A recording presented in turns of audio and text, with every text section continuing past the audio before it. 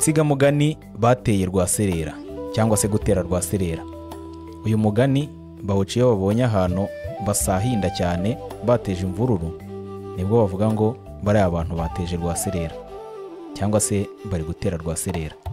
Uyu mugani wakomotse kuri Rwaserera w'Irusororo ahitwa mu Rukari, aho ni i Kigali, hari ahagana mu mwaka w'1700. Ubwo hari ku ngoma ya Cyilima Rujugira, nuko inzara iratera, amapfa arayogoza. Bwanacyambwe n'Urukari mu Buganza, abantu bose bo muri utwo turere bicwa n'inzara karahava.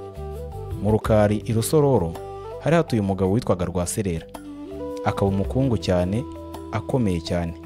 Yari afite amasaka, ibigega byaruzuye bikanasaguka.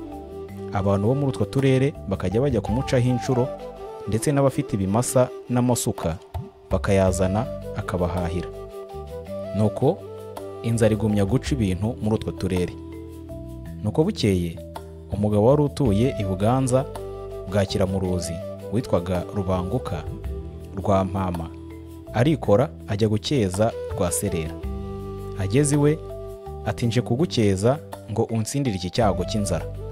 Rwaserera aramwemerera, aramuhaka, amugira umukozi we, ndetse amushyira mu bahinzi be, barahinga. Bukeye Rwaserera ajya kureba uko abahinzi be bari guhinga. Ahageze asanga Rubanguka arihagarariye. Amubonye aramutonganya cyane, aranamutuka cyane. Ati dore iyo nyana y'imbwa y'Imuganza ni umudeshyi cyane. Reba uburyo andehereza abahinzi, nkabona iwanyu mwararimbuwe n'inzara, n'ubwo bunebwe bwanyu muba mushyira imbere. Nuko Rubanguka abyumvise ararakara cyane nawe, isuka ayijugunya munsi y'umukingo, nuko arigendera. N'inshuro yari yaciye uwo munsi arazita, aramanuka ataha iwabo i Kiramuruzi.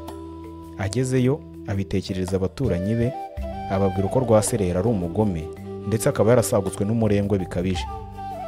Amaze kugenda, Rwaserera nawe biramubabaza cyane. Ati nta wundi Muganza nzongera guhingisha rwose, cyangwa ngo muhahire. Kuva ubwo uje kwa Rwaserera guhakwa akamubaza aho aturuka. Yamubwira ko aturuka i Buganza, akamwirukana cyane. Ati nta munyabuganza nyikeneye. Abanyabuganza babura aho bahahira, bakomeza kwicwa n'inzara. Haciyeho iminsi Rubanguka abagisha inama yo gutera Rwaserera ngo bamunyage ubwo bukungu bwose akangisha abantu. Nuko bamwe baranga, bati ntabwo twakwiteza umuntu ejo bitazatugwa nabi mu batware bacu cyangwa se ibwami. Abandi barembejwe n'inzara barabyemera, bati reka tumutere, wenda bazatwice aho kuzicwa n'inzara. Nuko ngo bugorobe barikora baboneza Irusororo ijoro ryose. Umuseke wa mbere utambitse bavuza induru ndende cyane, barasakuza ku misozi, bati umwami yatanze Rwaserera. Rubanda bakangukira hejuru, abanyenzara bose babyumvise batanguranwa kwa Rwaserera. Mbese igihugu cyose kirashika, gisahinda gitera Rwaserera. Basahura ibyo yari afite byose, urugo baruha inkongi, ahari we haratikira, hazize uwo mucancuro witwaga Rubanguka rwa Mpama w'Ikiramuruzi. Ubwo rero kuva icyo gihe babona abantu ku misozi bari gusahinda bacicikanamo cyangwa se bahirikana, bakavuga bati bariya batera Rwaserera. Ubwo baba bagereranya n'abatera Rwaserera w'Irusororo azize agasuzuguro k'umurengwe. Naho umugani wavuye, gutera Rwaserera bigahwana no gutera imvururu z'urudaca ku musozi. Naho umugani waturutse.